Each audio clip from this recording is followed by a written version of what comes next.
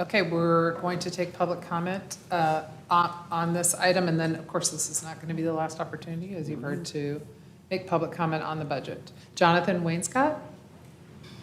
All right, my name is Jonathan Wainscott, and I'm just going to riff a little bit on the importance that the city has put in our climate resiliency efforts, I guess. This was from WLOS this weekend. Our electric buses that we purchased a couple years ago, which I know included some federal grant money, but I don't really care, they are costing us about $1 million a piece.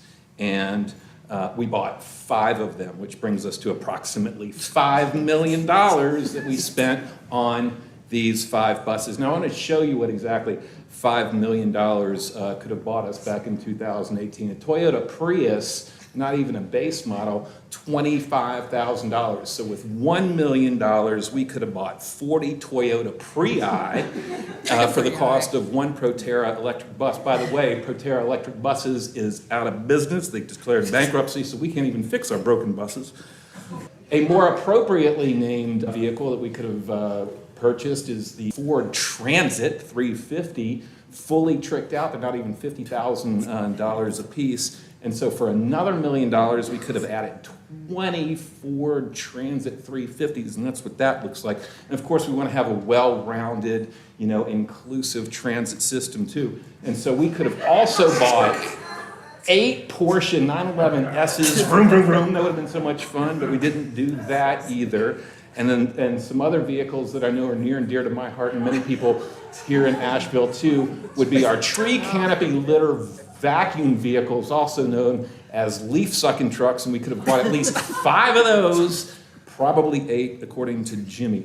All right, and then to round it all out, with our last of $1 million out of the 5, we could have bought a whole Satan's worth, 666 $1,500 electric bikes for all of that $5 million. And I know that sounds absurd, but this is what this all looks like. That's on the left, that's absurdity.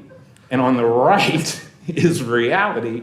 And so now we have reality, which is more absurd than the actual absurd. This is what we've done. So I just would like to ask you all, as we approach the budget, to please choose practicality over popularity and think about the things that we really need in this city versus things that just kind of sound good and make the voters happy, because sometimes it doesn't make me very happy, and then I have to come here and do all of this. So anyway, thank you all very much, and I appreciate all that you do every time.